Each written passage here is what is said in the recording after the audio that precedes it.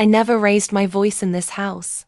Not out of fear, not anymore, but out of habit. It's strange how something that once kept you alive can become your second skin, even decades later. The tea kettle sings softly behind me, its whistle barely audible over the wind tapping at the kitchen window. I reach over, turn off the flame, and pour the water into my chipped porcelain teacup. Blue flowers faded from years of use. A rosary clinks gently against the ceramic as I steady the cup with both hands. I wear it on my wrist now.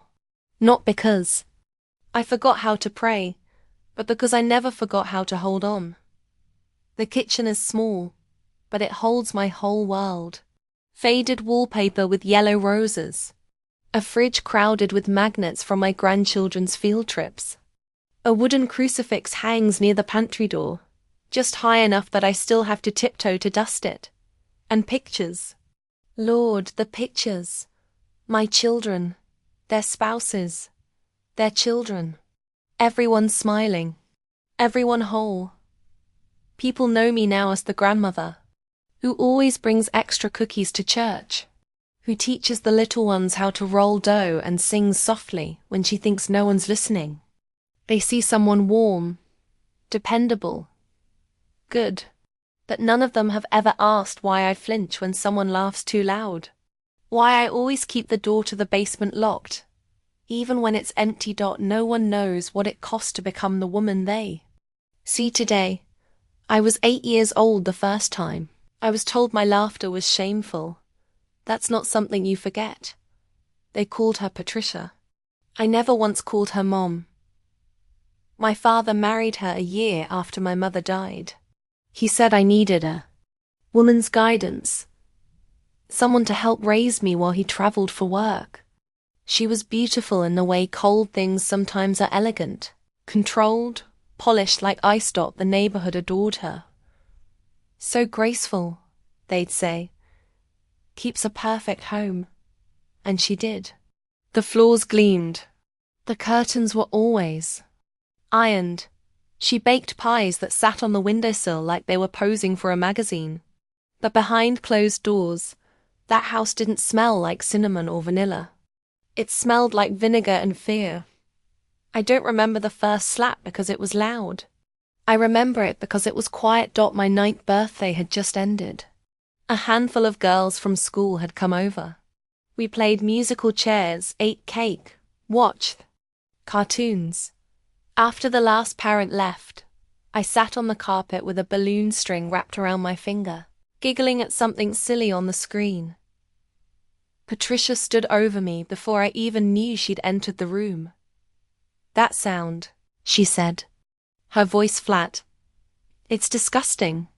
Before I could ask what she meant, her hand came down hard across my cheek. Not a warning, not a mistake, just anger, aimed squarely at me. I remember the taste of blood, faint and coppery. I remember blinking in confusion, trying to understand what I'd done wrong. "You think this house is a circus?" she said. "Happy children are spoiled children. Your father spoiled you enough." I didn't cry. That seemed to make it worse. The next morning, she made eggs and toast like nothing had happened. Told me to brush my hair. Asked if I wanted to wear my new dress to school. And that night, when my father called from Denver, she put me on the phone and sat nearby, smiling tightly while I told him I loved him, and everything was fine. That was the beginning of it. The silencing, the shaping. For a long time, I thought if I just behaved better, quieter, smaller, maybe she'd stop. Maybe she'd smile at me the way she smiled at neighbors. Maybe she'd let me keep my laughter. That laughter became the enemy. Now, even in this sunlit kitchen, I sometimes catch myself swallowing it down. Old habits. Old ghosts. I sit at the table, sip my tea, and glance at the old clock above the stove. In a few hours, my daughter will bring the grandkids over. They'll burst through the door, tracking in dirt and stories and noise. I'll pretend. Not to notice the mess because I'll be too busy feeding them apples with cinnamon and asking how school went. And when they laugh, when their joy echoes off these walls, I'll stand very still for a moment. Let it wash over me. Let it heal something. Just a little more each time. Because the truth is, I didn't survive Patricia's house by accident. I survived because somewhere deep inside, I knew the sound she hated most would one day be the sound that saved me. And that's why I'm finally ready to tell this story. Not because I need pity, not because I want revenge, but because there might be another little girl somewhere, sitting on a carpet, trying to understand why someone hurt her for laughing. And she deserves to know that the laughter wasn't the problem. It never was. Before Patricia, our house was quiet, but it wasn't cold. My mother had music in her, the kind that lived in her voice when she hummed, while folding laundry or called me in for dinner from the porch. I don't remember every song, but I remember how it felt to hear them, like sunlight through curtains, like something soft and familiar. After she died, the house fell into silence. My father stopped playing the radio. He stopped laughing too. We ate dinner in near silence most nights, the clink of utensils louder than anything either of us said.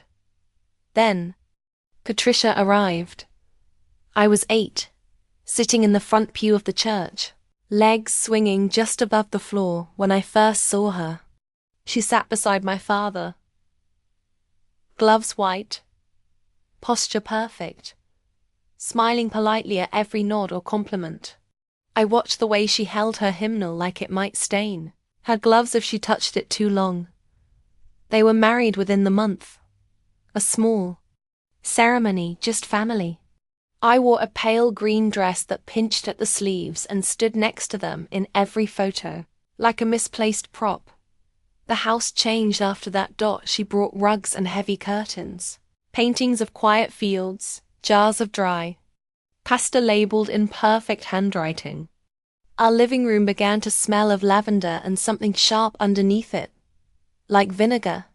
Cleanliness is a moral virtue, she said, folding her napkin once, then again into a perfect triangle.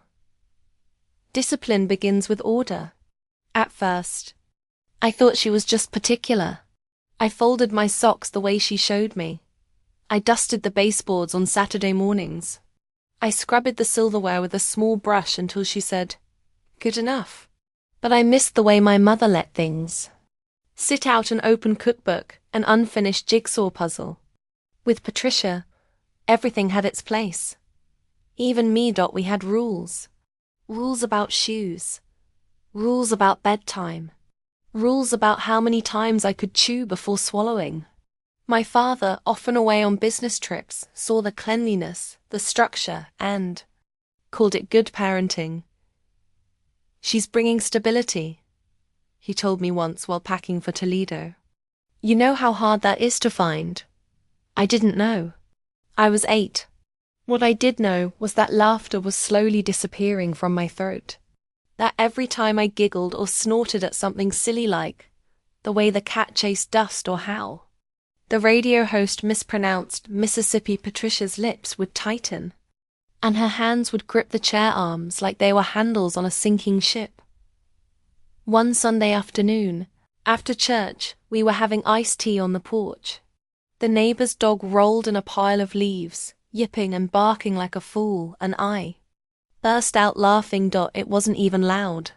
Just pure. Patricia didn't look at me, but her voice sliced through the air like a paper cut. Composure is the only thing separating us from animals. My father laughed at that, thinking it was clever. But I knew better. I'd already begun learning the new language of her silence. What it meant when she wiped her teacup too slowly, when her smile stopped just before it reached her eyes. Still, I tried to earn her approval. I brought her slippers without being asked. I folded laundry with corners so sharp they could cut you. I never raised my voice, even when playing. She would smile occasionally, But it was the kind of smile you give a stranger who's trying too hard, not warmth. Just politeness. At school, teachers complimented how well adjusted I was. Quiet, obedient, respectful. That's what they called it. I didn't have the language yet to call it what it really was: fear. Muted with manners. Our home, from the outside, was pristine. Roses lined the front yard. The hedge was trimmed into perfect squares. My stepmother kept it like a showroom. People admired it during neighborhood strolls. But inside, the air always felt a little too still, like the house was holding its breath. I started spending more time in my room. It was the only place Patricia rarely entered. I made it into a world of small rebellions, drawings hidden under the mattress, crayon marks behind the wardrobe, a single candy bar taped beneath the desk drawer like a buried treasure. I whispered jokes to myself at night. I made faces at the mirror when no one was looking. But eventually, even my room couldn't shield me. The smallest mistake, a button undone, a footprint on the clean tile, a cough at the wrong moment, could unravel the entire day. Still, it wasn't violence yet. Not yet. It was suggestion. Tight corrections, long lectures, silent dinners, and always that look. The look that said, "You are not enough," and "I will make sure you know it." I remember once asking if we could go to the zoo that summer. My school had handed out coupons and I'd been saving them. She looked at me across the breakfast table and said, "Zoos are for undisciplined children who squeal at monkeys and think it's charming." I folded the coupon into tiny squares that morning and flushed them down the toilet. The weeks stretched long. Summer days spent in silence, reading quietly, walking carefully. My father called every few days. His voice always rushed. Behaving. He'd ask, "Helping Patricia?" He never asked if I was happy. I don't think it occurred to him that I could be something other than manageable. The night before school started again, I lay in bed, staring at the ceiling, mouthing a joke I'd heard on the radio. It was dumb, something about chickens and elevators. I mouthed it over and over, but I didn't laugh. I didn't dare. I was starting to forget what it felt like to laugh out loud. My 9th birthday wasn't supposed to end in silence. That morning, the house had smelled of vanilla and lemon wax. Patricia baked a cake chocolate, with buttercream roses and even laid out pink streamers across the mantel. She'd let me wear my new hair bow and even set an extra place for a neighbor girl I liked. For a few hours, it had almost felt like a birthday. We played games in the yard. Patricia clapped politely, smiled for the photos. When my father called from Cincinnati, I told him everything had gone wonderfully. He sounded relieved. The other girls left by dusk. Their laughter lingered on the porch like perfume.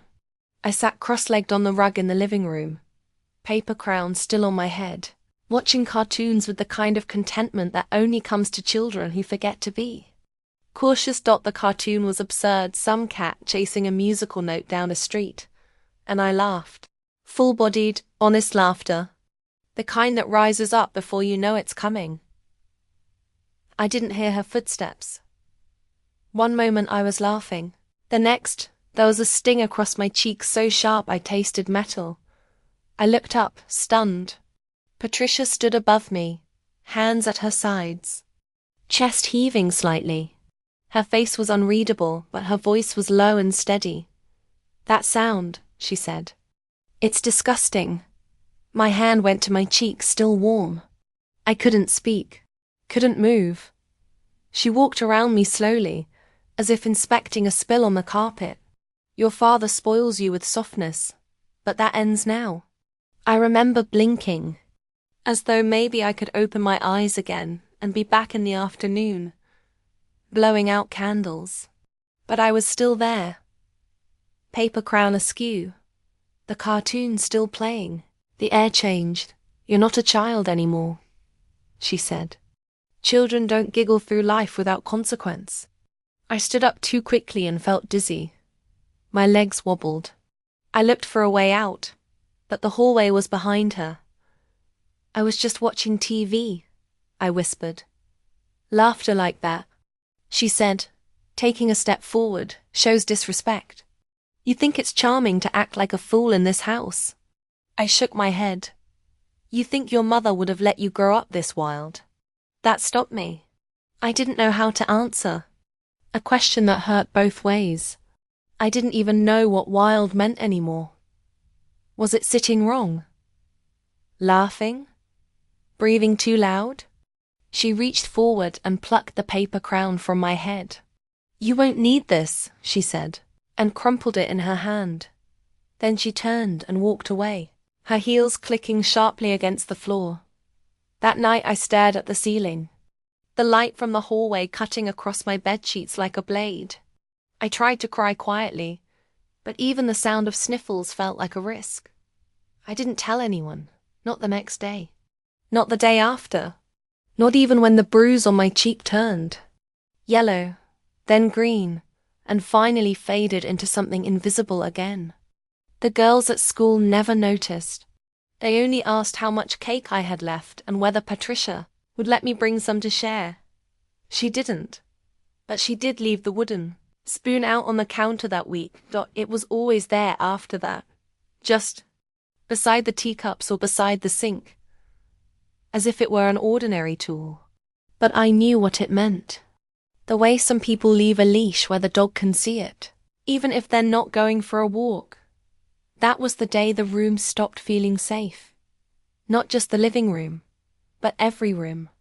The walls no longer held comfort. They were too thin to hold my secrets and too thick to let help in. Over time, I became good at shrinking.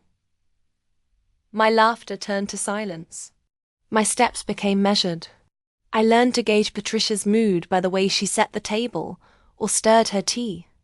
I learned that if I felt something rising in my throat, a laugh, a gasp, a question, it was safer to swallow it. My father returned a few days after my birthday. He brought me a small stuffed bear from the airport. I said thank you and hugged him tightly. I wanted to tell him everything, but Patricia stood just behind him, her smile polite, but her eyes unwavering.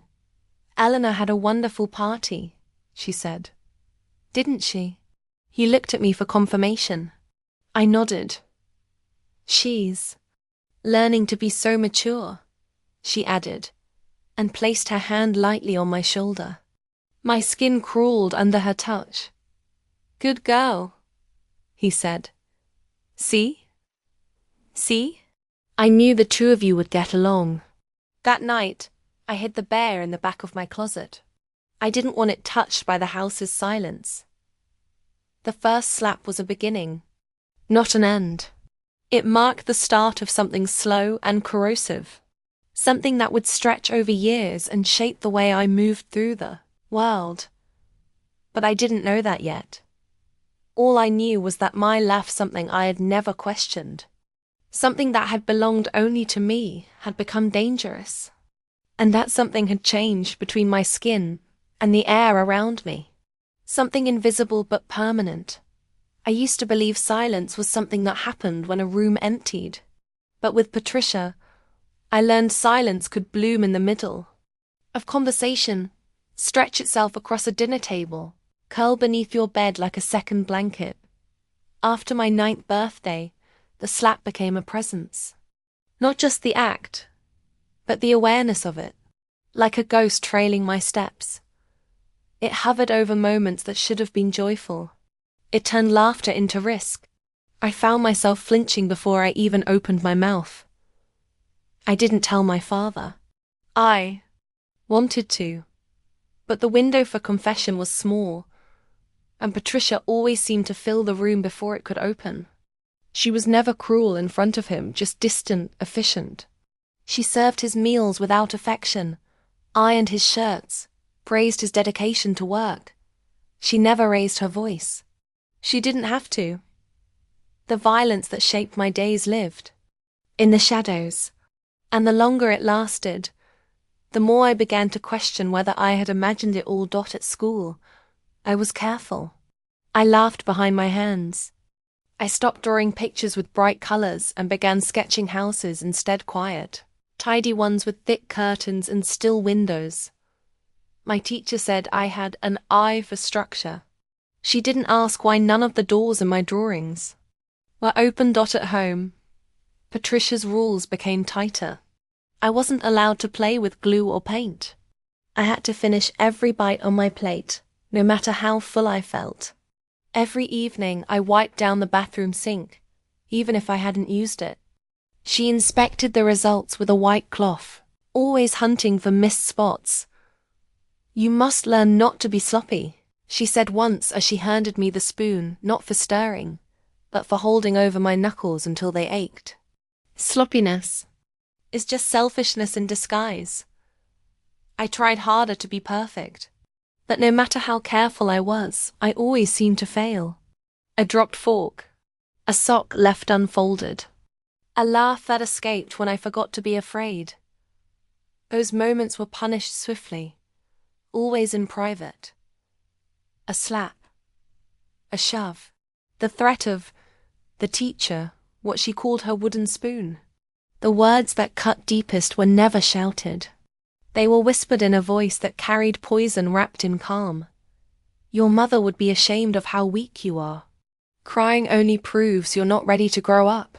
If your father knew what you were really like, he'd leave too." That last one echoed through me for months. You see, when you're young and someone tells you the people you love will disappear if you aren't good enough, you start to believe your very presence is conditional. I convinced myself that my laughter, my mess, even my breath was too much. That I needed to earn space. That being quiet was a form of safety. And so I began to practice being invisible. I walked with careful steps. I breathed shallowly so I wouldn't wheeze. I learned to eat silently, chew slowly, place my cup down without making a sound. When my father returned from trips, he saw a well-behaved child and a clean home. He saw what Patricia wanted him to see. "See?" she'd say as he kissed my forehead. "She's learning discipline."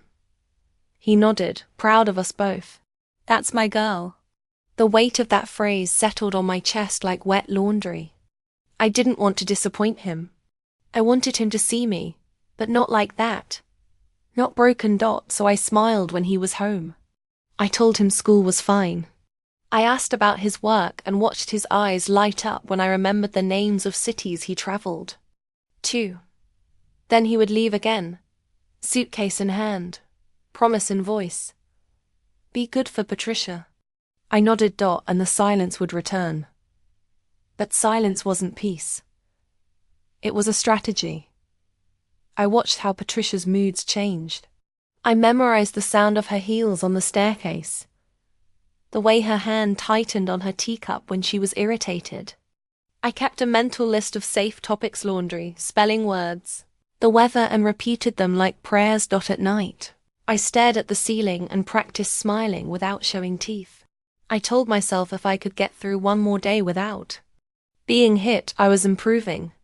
I counted the days like stepping stones across a river that never ended. I began to forget what I sounded like when I laughed. It had become a memory I guarded like a stolen candy sweet, but shameful. I buried it deep. And yet, sometimes it snuck out. A classmate made a joke one afternoon about a dog that wore sunglasses. I laughed before I could stop myself. The sound felt unfamiliar, like something borrowed. When I got home, Patricia was already waiting. The neighbor had mentioned I'd been very animated. At the bus stop. She didn't yell. She made me kneel on the hard tile floor for 20 minutes. Then she handed me the wooden spoon and told me to press it flat across my thighs and hold it there without moving. "You want to act like a clown? You'll learn what performance costs." My legs ached. My cheeks burned. But I didn't cry. I couldn't afford to give her that. Some pains don't need to be remembered with precision. The body learns them too well to forget. By the time I was 10, Patricia's punishments had settled into patterns. There was no suddenness anymore, no outbursts or screaming fits like I imagined real monsters might have. Hers was a careful, methodical cruelty. Cold as polished glass. Sharp as broken porcelain. She called the wooden spoon the teacher. And in a way, it taught me how to fear without flinching. How to calculate the space between her breath and her reach. How to measure my voice, so that it wouldn't carry down the hallway. At school, I became invisible. Not quiet in the gentle way some children are, but quiet like something buried. I kept my head down. I handed in neat assignments. I never interrupted. I was praised for my manners, for my posture, for my respect. She's such a well-behaved little girl. They said what they didn't see were the bruises under my sleeves. The stiffness in my limbs when I sat. The way I kept my arms crossed even in summer, afraid someone might brush against a tender mark I couldn't explain. Patricia insisted everything I needed was provided for clothing, shelter, food, but joy, laughter, affection. Those were indulgences. She rationed kindness like breadcrumbs and then punished me for being hungry. Even in my sleep, I stayed alert. I learned to keep one ear open for her footsteps on the stairs, for the squeak of the linen closet opening, for the particular way her size changed before she entered a room. There were nights I didn't sleep at all, sitting upright in bed until dawn lit the curtains. On those mornings, I walked to school with sand behind my eyes and silence pressing against my throat. By that point, I no longer tried to be good. I tried to be forgettable. But I was still a child, and sometimes children forget to be afraid. One afternoon, during reading time, I found a joke in the back of a library book, a corny line about a talking giraffe and a confused zookeeper. I didn't even say it out loud. I mouthed it silently and smiled to myself. I didn't realize the teacher had seen me until she smiled back. That tiny smiler, simple moment of recognition sent a jolt through me. It had been so long since an adult had responded to my happiness with approval, not punishment. I carried that smile like a secret treasure all the way home. It lasted less than an hour. Patricia was waiting by the door. Her jaw was tight. The neighbor had mentioned I'd looked giddy, walking back from school. She didn't need proof. Just suspicion. I stood perfectly still as she lectured me about vanity, about pride, about girls who thought too highly of themselves. Then came the spoon, across my knuckles, across my thighs, a blow to the shoulder that sent me sprawling. "You will not embarrass this household," she said, stepping over me like I was a stain. Later that night, I traced the welt on my leg with trembling fingers. I wasn't crying. I'd long since learned that crying gave her more fuel. But I was angry in a way that frightened me. Not because it was loud, but because it was quiet, coiled, controlled. I began hiding things, not just small treasures, but pieces of myself. A drawing tucked between the pages of a math book. A page from a comic strip slipped behind a dresser. Words I liked: freedom, run, safe, scratched lightly beneath the wooden frame of my window. If I couldn't escape, I could at least preserve something she hadn't touched. I noticed, too, how she thrived on control. How she waited for me to react so she could crush the reaction. When I stopped responding, she hit harder. But over time, her satisfaction dulled. Her punishments became routine, almost mechanical. I think that bothered her. Monsters, after all, prefer screams. My father remained blind. He saw the discipline, the order, the silent child, and called it good parenting. He'd bring me trinkets from his trips: plastic bracelets, tiny figurines, and I'd thank him dutifully. He never asked why I never wore them. Patricia kept the house spotless, but the air inside it felt used. Like Every breath had passed through someone else's fear. One Sunday, after church, I asked very softly if we could visit the park. I wasn't trying to test her. I just missed the feel of grass that didn't belong to a yard she controlled. She looked at me, eyes narrowed. "The world isn't made for girls like you to run around in," she said. "You have chores." That afternoon, I scrubbed the floor with a rag until my knees turned red. She watched from the doorway, arms crossed, the wooden spoon tucked under one elbow like a general inspecting troops. "You'll thank me one day," she said. "When you're strong." I didn't answer, but I remember thinking, if this is strength, I want nothing to do with it. What I wanted was softness. Not weakness, just something that didn't bruise. A hand on my shoulder that didn't clench. A voice that didn't slice. A laugh that didn't disappear into silence the moment it left my mouth. But at 10, what you want and what you live with aren't always the same. And I had learned how to live with very little. The first time I ran away, I didn't even leave the block. I had packed 3 things. A peanut butter sandwich, the stuffed bear my father gave me, and a storybook I'd read 100 times about a girl who lived in the forest and talked to wolves. I wrapped them in a pillowcase and tied the corners like a hobo in a cartoon, though the sack was too heavy to carry far. I was 10. My knees were scraped, my shoes worn thin. But for a full 5 minutes I believed I was free. I made it to the hedges behind Mrs. Johnson's yard. The sun was still high. The neighborhood felt bigger from behind the bushes, unfamiliar, uncertain. I crouched in the dirt, heart pounding, thinking through what came next. I had no map, no destination, just the trembling instinct that anywhere else had to be better than the house that made me vanish. But I hadn't gone far enough. Mrs. Johnson found me before sunset, when she was watering her geraniums. She gasped when she saw me curled under the hedge, my hands around the bear, face streaked with dirt. "Oh, honey," she said. "What on earth are you doing here?"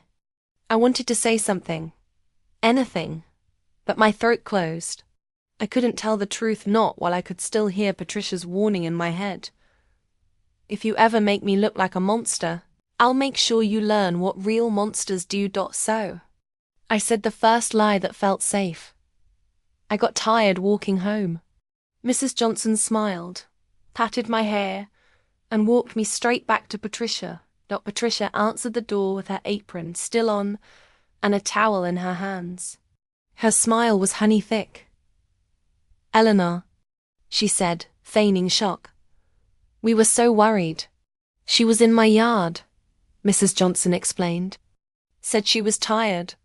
"Poor thing," Patricia said, drawing me in by the shoulder. "She's been such a handful lately. Ever since her mother passed." That phrase, "her mother passed," hit like a stone. Not because it wasn't true, but because Patricia said it as if it had been a minor inconvenience. As if grief had a shelf life and mine had already expired. Mrs. Johnson left with a nod and a promise to pray for us both. The door closed. The lock clicked. And then the silence descended. Patricia didn't yell. She didn't even look angry. She went back to her cleaning, humming under her breath. She let the silence stretch until it wasn't a pause, but a presence. A thing that hovered in the hallway and crawled up the stairs after me. Dinner was served as usual. I was told to clean my plate. I obeyed. I waited. Dread built like static. Only when the dishes were done, the lights turned off, and my father's voice had crackled in and out of the phone line from a hotel in Detroit. Did she act? She didn't strike me that night. Not directly. Instead, she led me to the basement door, opened it, and gestured inside. "You want space to think?" she said. "Fine, you'll have it." The light bulb flickered as I descended. She locked the door behind me. The basement wasn't cruel by design. It was just cold and unfinished concrete floors, old furniture, and a sour, lingering dampness. I sat on a dusty rug near the water heater and waited for morning. She didn't come until afternoon the next day. By then, the sandwich in my pillowcase had gone soggy, and my eyes ached from the dark. "Next time you try to run," she said, unlocking the door, "don't forget, the world outside is worse than what's in here." I didn't believe her, but I also didn't run again for several months. When I did, it wasn't even intentional. I just stayed late at school, hiding in a bathroom stall after everyone had left. I waited until I thought the building was empty. The quiet comforted me, the absence of footsteps, the way no one watched or judged. A janitor found me around 8. I told him I was waiting for my dad. He called Patricia. The look on her face when she arrived wasn't fury. It was calculation. She thanked the janitor, smiled for the secretary, signed something on a clipboard. Then we walked home in silence. That night, I wasn't sent to the basement. She simply turned off the lights in my room, closed the door, and whispered, "Don't think you're smart." That phrase haunted me more than any beating, because I wasn't trying to be clever. I was trying to disappear. And even that, it seemed, was a threat to her control. I began to understand something terrible. The house didn't just trap me physically. It bent itself around me. Patricia didn't need locks. She had fear. She didn't need bars. She had the power to shape what I believed about myself. And what I was starting to believe was this: there was no safe place left. Only corners. I hadn't been hurt in yet. Not every rescuer arrives with a flashlight and an open door. Some enter your life so gently you don't notice the light they bring until you've lived in it a while. Mrs. Sarah Chen was my 5th grade teacher. She was young, too young. The older staff whispered behind their coffee cups, fresh out of her teaching program, still believing she could make a difference. She had dark eyes that seemed to see more than they should, and she always wore skirts with big, deep pockets filled with tissues, chalk, and sometimes lemon candies she wasn't supposed to hand out. She noticed me on the 2nd week of school, not in the way other teachers did, which was to call me such a polite little thing or praise my perfect handwriting. Mrs. Chen watched more carefully. She paid attention to the way I flinched when someone dropped a pencil, how I scanned the room before speaking, how I always asked to go to the bathroom at exactly the same time every day just before recess, so I could avoid the noise. She never asked direct questions. Not at first. She simply made space. At the end of one particularly long Wednesday, she kept me back after class. The other students filed out, still talking about a math quiz and the upcoming fall festival. I stayed frozen in my seat, waiting to be told what I had done wrong. But Mrs. Chun just sat beside me on the edge of a desk, not too close, and said I could use a hand cleaning the chalkboard. I nodded. We worked in silence for a few minutes. The board squeaked softly under the cloth, and the room smelled faintly of dust and pencil shavings. She didn't force conversation. When I glanced at her, she was just cleaning, shoulders relaxed, eyes kind. Sometimes home can be a loud place, she said eventually, her tone light, almost conversational. And sometimes it can be quiet in the wrong ways. I didn't answer. My stomach tightened. She didn't press. She simply handed me a lemon candy from her pocket and said, "You did a good job on your essay about trees. I liked the way you described their roots. Strong but hidden." It was the first compliment I didn't distrust. After that, I stayed behind often. I helped her erase the board, stack books, rearrange chairs. I started to speak a little more. Not about home, not about Patricia, but about things like the weather, or how the new glue bottle at my desk smelled too strong. She listened, always with her full attention. As if my smallest thought was worth holding gently. One day, I dropped a ruler by accident, and it clattered to the floor.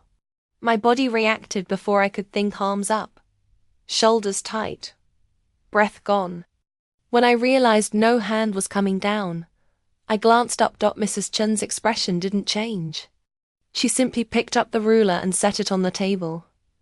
"Loud noises can be startling," she said softly, "especially when we expect something worse to follow." That was the first time I cried in front of anyone in 2 years. She didn't try to hug me.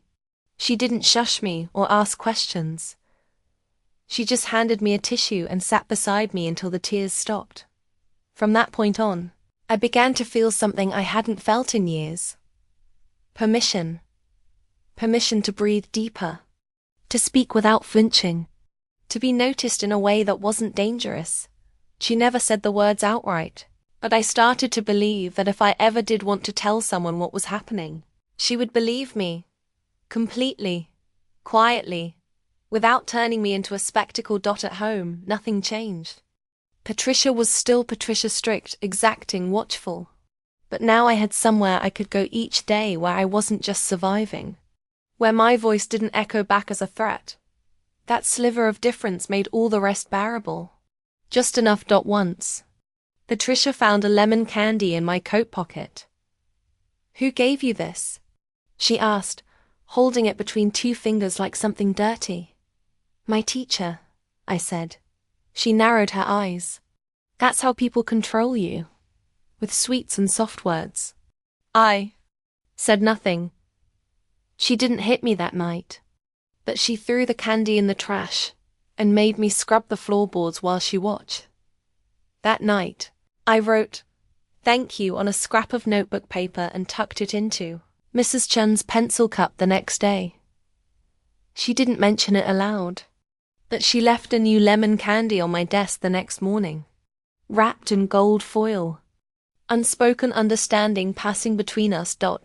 It was the first secret I kept that made me feel stronger, not smaller. Mrs. Chen never asked me to tell her anything. And that, more than anything, made me want to tell her everything. But I didn't. Not right away. Not for a long time. Even as I began to trust her, the fear I carried ran deeper than words. It had shaped my world too completely. I had been taught by looks, by slaps, by long silences that opening my mouth too far would open the door to worse things.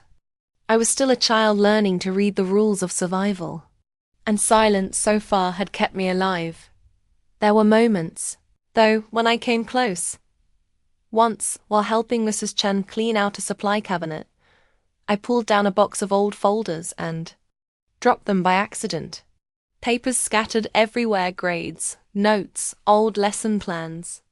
We both bent to gather them, and I noticed one folder labeled abuse reports, confidential. I froze. She didn't explain it. She didn't snatch it away. She simply looked at me quietly, steadily, and said, "Sometimes people carry things alone for far too long." I nodded, then looked away. I think she knew I wouldn't say anything. Not yet. At home, the cost of kindness had already become apparent. After Patricia found the candy in my coat pocket, her grip on me tightened, began checking my things, books, bags, jacket linings. One afternoon, she tore apart my school folder looking for secrets. She didn't find any. I had stopped writing anything personal long ago. Even my homework answers became mechanical, scrubbed of personality.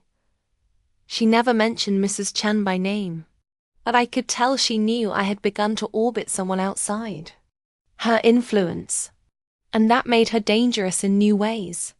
The punishments became less predictable. Sometimes it was the spoon. Other times it was isolation, doors locked, meals withheld. Her cruelty adjusted itself like the hands of a clock, always ticking toward control. I began to dread the good days more than the bad ones, because I knew they never lasted. And still, I said nothing.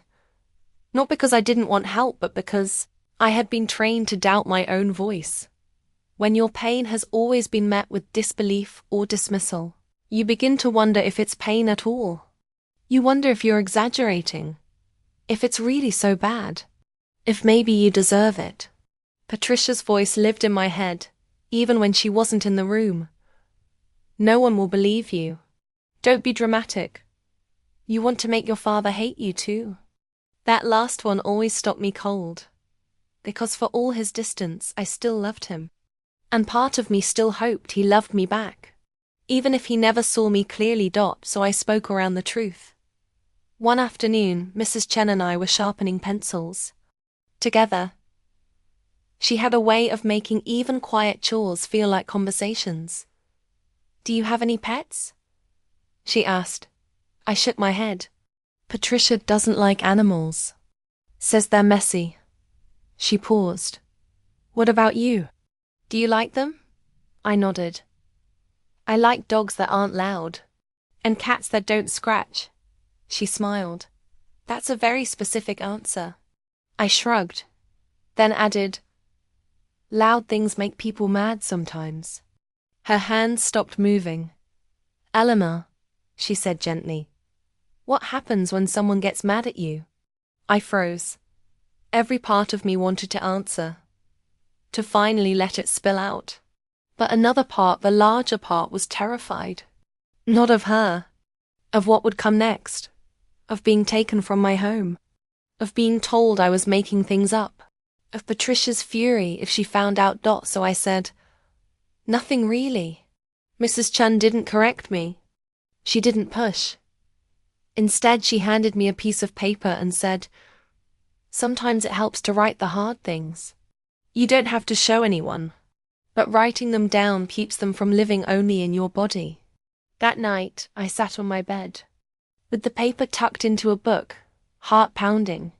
I stared at the blank space for a long time, then wrote one sentence.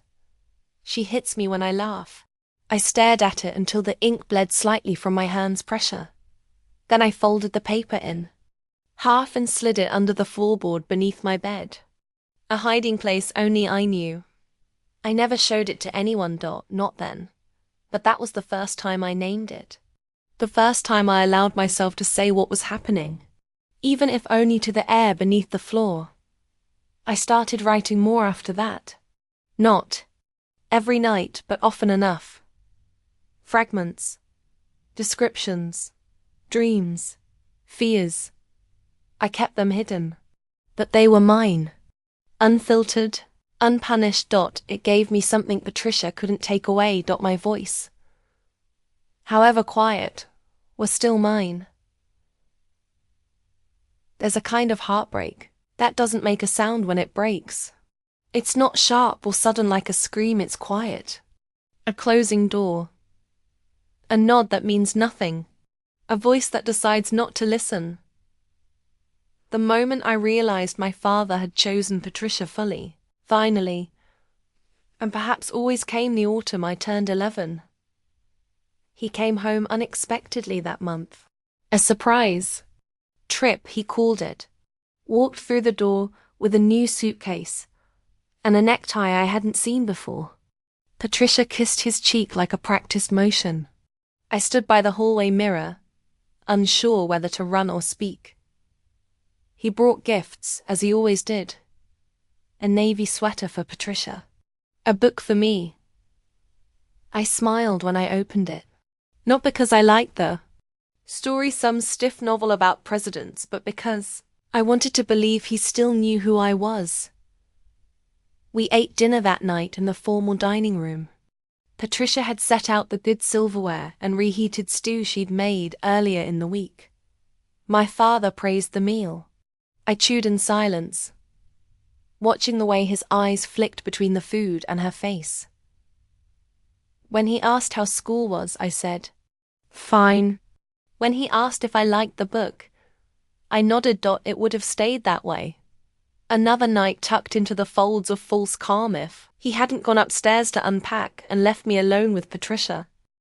She didn't speak, just stared. Her smile had faded the moment he turned his back, her mouth a hard line. her eyes scanning me like I was a stain she hadn't managed to scrub away. "You better remember what we talked about," she said. Voice low. "One word, and you'll regret it." I didn't answer. That something in me had begun to bend past its breaking point. Later that night, when he came into my room to say goodnight, I sat up in bed and did something I had never dared before. Spoke. "Daddy," I whispered. "I need to tell you something." He sat on the edge of the bed, smelling faintly of aftershave and airport coffee. "What is it, sweetheart?" I tried to breathe evenly, but my chest felt too tight. My fingers clenched the blanket. I couldn't look at him, not directly. "Sometimes ... when you're gone." "Patricia." Before I could finish, the door creaked open. Patricia stood there, one hand still on the doorknob. "She's been having those little nightmares again," she said, stepping into the room with practiced ease. "Poor thing's been under a lot of pressure with school." I went silent, instinctively, automatically.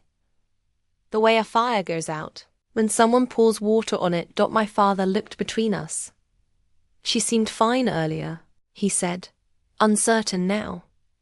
Patricia nodded sympathetically. "Of course. She's brave. Just like her mother." My stomach twisted at that. He gave me a quick pat on the hand. "We'll talk more tomorrow, okay?"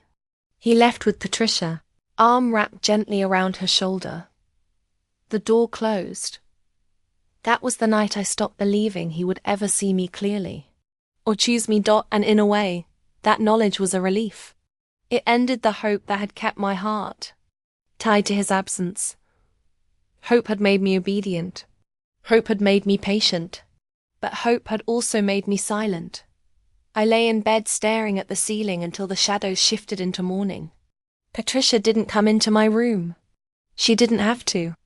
Her message had been delivered. I didn't eat breakfast the next day. Didn't speak at school either. Mrs. Chen asked me if I wanted to stay in at recess. I nodded. We sat together in the library. She read a novel silently beside me while I traced circles on a blank note card. The quiet between us wasn't awkward. It felt like the only honest space I had. "I tried," I said, suddenly, voice barely more than a breath. She looked at me, but didn't interrupt. I tried to tell him about her, but she came in, and he ... My throat closed again. Mrs. Chen folded her book gently. "Sometimes, the people we love aren't brave enough to love us back the right way." I cried without sobbing, just tears falling steadily while my hands stayed still. She passed me a tissue, then held out a pen. "You don't have to tell me now, but when you're ready, write. Speak. Breathe. Any way you can. Just don't stop trying." That was the first day I let someone witness my shame without shrinking under it. The first day I realized silence could be weaponized by the wrong people and undone by the right ones. The words didn't come all at once. They never do. When they've lived inside silence too long, they gather behind the teeth, pressed tight like stones in the mouth. And when they finally break free, it isn't neat. It's messy, uncoordinated. The sound of a dam groaning before it breaks. It was late November when I spoke the truth aloud. Mrs. Chen had started walking me to the library after school, saying she needed help organizing books. I knew it was her way of giving me space away from the hallway noise, from other kids' laughter that sometimes made my skin ache, from the classroom that felt too big and too small at once. On this particular day, she placed a large stack of books on the table, then turned to prepare tea at the small staff kitchenette nearby. The scent of mint and chamomile filled the air. I sat in the quiet, my hands resting on the journal she had given me weeks earlier. It had remained blank until the night before. That's when I'd written it down. The sentence I had scribbled under my bed so many times before. She hits me when I laugh. But this time I kept writing. She locks me in the basement. She calls me names my mother never said. She says if I speak, no one will believe me. The pages tremble beneath my pen, as if the ink itself knew it was committing something sacred. Now, in the light of the library, I opened the journal and slid it across the table toward her. Mrs. Chun didn't say anything right away. She set the teacup down gently and sat across from me, her hands resting beside the journal like it was something fragile, something holy. "Do you want me to read it?" she asked. I nodded. She opened the cover slowly, her eyes scanning the first page, then the second. Her face didn't change. She didn't gasp, didn't widen her eyes. Instead, she breathed in, held the air like a prayer, and nodded once, solemnly. "Thank you for trusting me." That was all. No questions, no disbelief, just the quiet recognition that something enormous had been placed in her care. Tears welled in my eyes, not from fear, but from the sudden weightlessness, the unbearable relief of not holding it alone anymore. "I was scared," I whispered. "She said I'd ruin everything if I told. That people would say I was lying." Mrs. Chun folded her hands gently. "People will say many things, but I believe you, and I will make sure others believe you too." I had no idea what that meant, what making sure involved. All I knew was that I felt safe in that chair, with the tea cooling beside me, and her steady eyes holding mine. She asked if I wanted to go to the nurse or speak to someone right away. I said no. I didn't want to leave the room yet. Not while. It still felt like the only honest place in the world. So we stayed. She explained the word mandated reporter, told me that she had to tell someone else, but that it wasn't betrayal. It was protection. It was how people started being safe again. I nodded. I didn't understand all of it, but I understood enough. Before I left, she wrote her number on a small card and told me to keep it hidden. "If anything happens before we talk again, call this," she said. "Tell the person on the line my name. They'll know what to do." I tucked the card into my sock. Patricia picked me up that day. Her eyes scanned my face, her smile tight. "Have a good day?" she asked, as if she cared about the answer. I nodded, but I was different now. Inside, a door had opened, and even though my legs still trembled, something unshakable had taken root. The next morning, a woman with a clipboard came into the classroom before the bell. She wore a long coat and spoke to Mrs. Chun in the hallway. They both glanced at me, once softly, without alarm. When Mrs. Chun returned, she touched my shoulder briefly, and I knew. It had begun. The unraveling, the reckoning. And for the first time, I didn't feel like I had to apologize for telling the truth. The hardest part after speaking the truth isn't what people say. It's what comes next. The waiting, the uncertainty, the fear that the act of telling might make things worse before they get better, that you've made a terrible mistake, that no one can really protect you. But Mrs. Chun was prepared in a way that made me believe she'd done this before, not just as a teacher, but as someone who had once needed to be saved too. After I handed her the journal and the social worker came into the classroom that day, everything began to shift. Not visibly, not quickly, but like the ground itself was moving under my feet, no longer a trap, but a quiet kind of lift. Her name was Ms. Rodriguez, the social worker.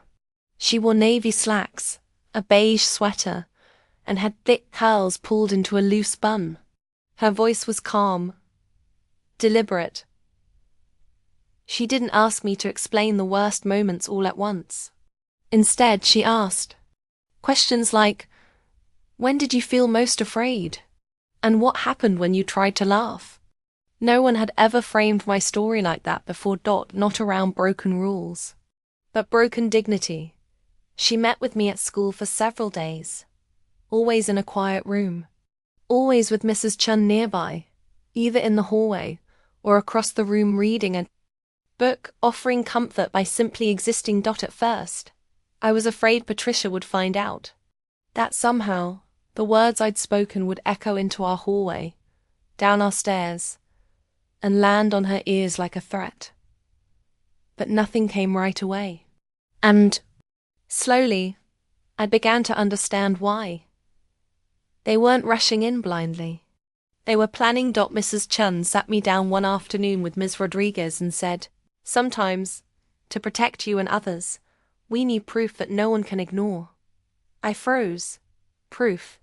I asked. Ms. Rodriguez leaned forward, her elbows resting gently on her knees.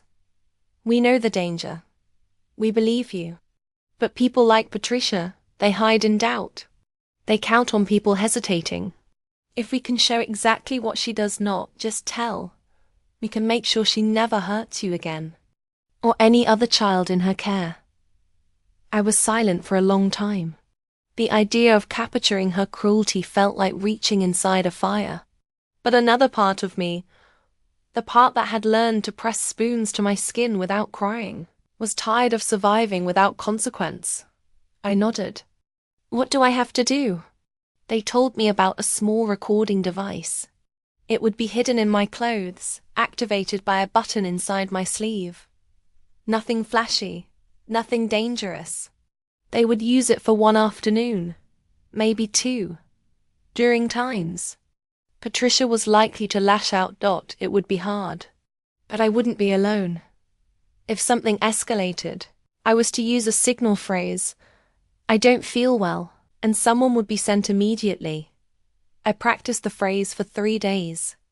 It felt foreign in my mouth, like wearing someone else's jacket. But I repeated it until it belonged to me. They gave me the recorder the following Monday. I wore a buttoned shirt, the device tucked just beneath the collar. My palms were slick.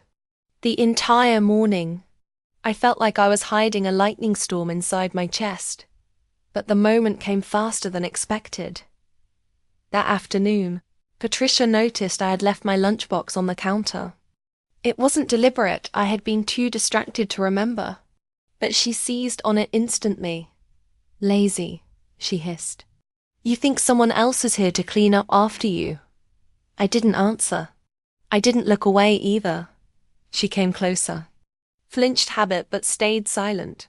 Then, as if sensing something had shifted, she narrowed her eyes. "What are you staring at?" Still, I didn't speak. Her hand raised, and for a split second, I thought she'd stop. That maybe this time, something in the air would push her back. But no. The slap landed across my ear, sharp and flat. My skin burned, and still I didn't say the signal. Because this was the proof. She kept going, her words sharper than the strike. "Ungrateful little parasite. You don't cry anymore. You think that makes you strong." The recorder caught it all. Every word. Every threat. The crack of the hit. When it ended, and she stormed into the kitchen muttering to herself, I quietly slipped into the hallway, eyes stinging, ears ringing. Then I said it. "I don't feel well." The next 30 minutes moved like wind in a storm. Knock on the door. Miss Rodriguez's calm voice asking Patricia to step outside. A second woman I didn't recognize taking me by the hand and walking me to a waiting car. I didn't look back. I didn't speak.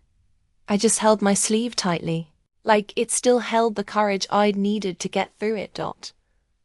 There are moments in life when the world tilts not in an obvious, cinematic way, but in the quiet shifting of power. When someone who has spent years making themselves small suddenly stands tall. When fear becomes something else. Not bravery exactly, but something older. Older than both. The day they came for Patricia, it was raining. I watched the droplets snake down the car window as we pulled into the driveway one last time. I wasn't alone. Ms. Rodriguez sat beside me. A uniformed officer waited in the second vehicle behind us. No sirens, no noise, Just the steady drum of water and the weight of what was about to happen. Inside, Patricia had no idea. They let me wait in the car while they approached the door. I didn't want to go in yet. My hands were cold, clutched in my lap, rosary bracelet tight around my wrist. It felt like holding on to something sacred, though back then, I hadn't prayed in years. Not aloud, but I remember whispering something that day. Don't let her lie. I watched through the fogged window as the door opened. Patricia's figure appeared, framed by the hallway I had once tiptoed through for fear of creaking floorboards. She was calm at first, polished, as always. Then the officer stepped forward, and I saw it happen. The unraveling. She asked questions, but they didn't answer. She tried to smile, but it no longer fit her face. When they asked her to come with them, she turned sharply and called out, "Eleanor," as if my name still belonged to her. As if I might run to her side and beg them to stop. But I didn't move. They escorted her down the steps, her heels clacking sharply on the wet stone. She didn't cry. She didn't plead. But she glanced at me once through the car window. For a second, I thought she might speak again. Instead, she looked away. That was the last time I ever saw her. They didn't arrest her on the spot. It wasn't that kind of scene. But the investigation had begun in full, and the evidence from the recording had already been shared with the authorities. My statement had been documented, my bruises photographed. My silence, once a shield, had become testimony. And Patricia, for all her control, couldn't erase it. The home I returned to was no longer mine. Not in the way a home should be. Not ever again. But I walked through it anyway, accompanied by Ms. Rodriguez. I pointed to the places they needed to see. The basement door, the closet with the cleaning rags, the drawer where she kept the wooden spoon she called the teacher. They logged it all, every corner, every trace. "Would you like to keep anything?" Ms. Rodriguez asked gently. I shook my head, but then I paused. Upstairs, I went to my bedroom. The real one. The one where the floorboard near the bed still creaked, where the curtain had a small tear shaped like a crescent moon. I lifted the corner of the rug, pulled up the board. There, still folded, was the note I had written months before. "She hits me when I laughed." I took it, pressed it between my palms. I didn't need it anymore to speak, but I needed to hold it, just once more, as a reminder of where my voice had been buried, and how far it had traveled. The officer walked with us to the car. As the house faded behind me, I didn't feel triumph. I didn't feel vengeance. I felt clean. Not whole, not healed, but no longer dirty with her secrets. They placed me with a relative I barely knew, a cousin of my mother's, named Miriam. I remember the hesitation in her eyes when I first arrived, but also the way she let me unpack at my own pace. She didn't hover. She gave me a bed near a window and left the door open at night. The air was different there. It smelled of cinnamon and dust and something kind. Over the following weeks, things began to settle. I met with lawyers, counselors, case workers. I answered questions that made my throat tighten. I cried at random times, laughed when I didn't expect to, but I also began to live. Not survive. Live. I helped Miriam bake bread. I fed her cats. I started drawing again, not houses, but faces. Trees. Oceans. I laughed once at a radio show and didn't flinch. Patricia was eventually charged. The trial was quiet. My father never appeared. That was its own kind of grief.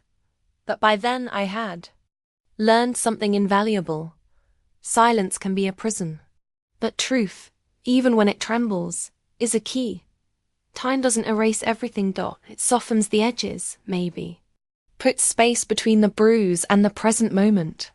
But some memories, some rooms in the body remain lit by a single bulb, swinging just enough to remind you they're still there. But healing is the day you enter that room and open a window.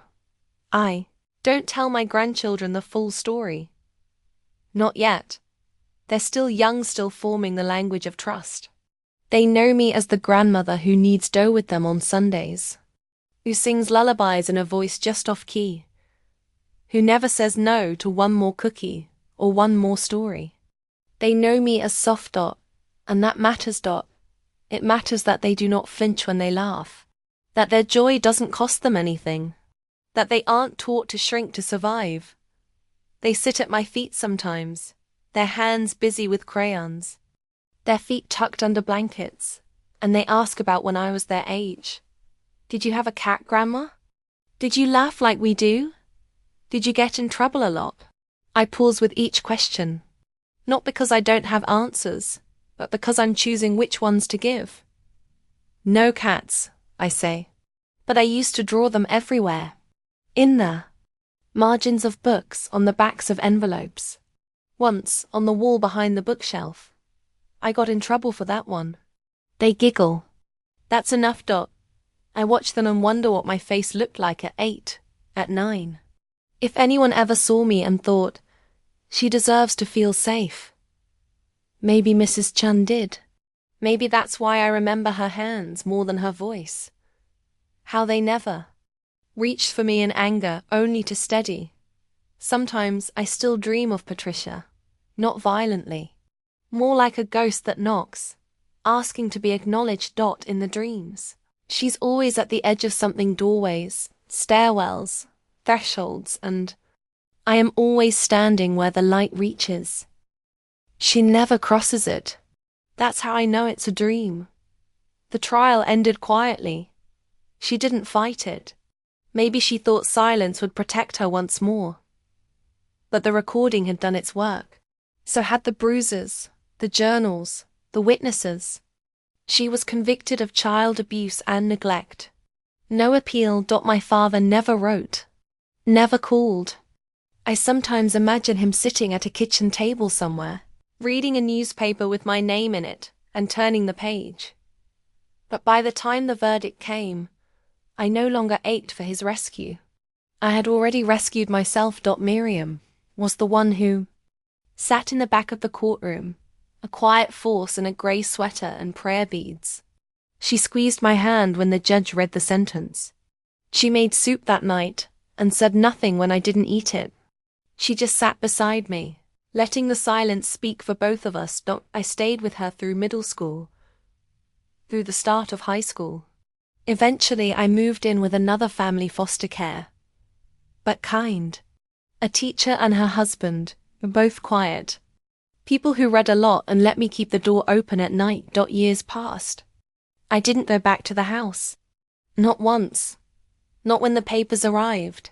Not when I was told it had sold for half its worth after the rumors spread. By then, I had already left it in every way that mattered. I finished school. Got work at a bakery. At first, I cleaned trays and swept flour from the floor. Then I learned to fold dough, to pipe cream, to listen to yeast as it breathed in the dark.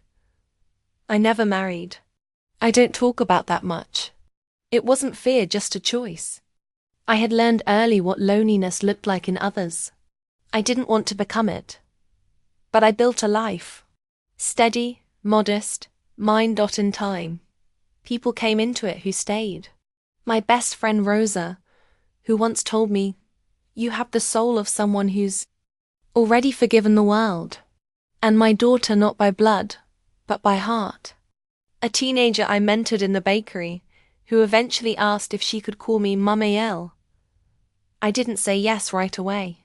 But one day, when she slipped and said it without thinking, I didn't correct her. She visits every Sunday now. Brings her children. Calls me Mama in front of them. They don't know the story that came before. They don't need to. They just know that my kitchen always smells of bread, that I cry when they sing off key, that I laugh freely, often, and without consequence. And when they ask where I learned to bake, I tell them. In a place where my hands were finally mine,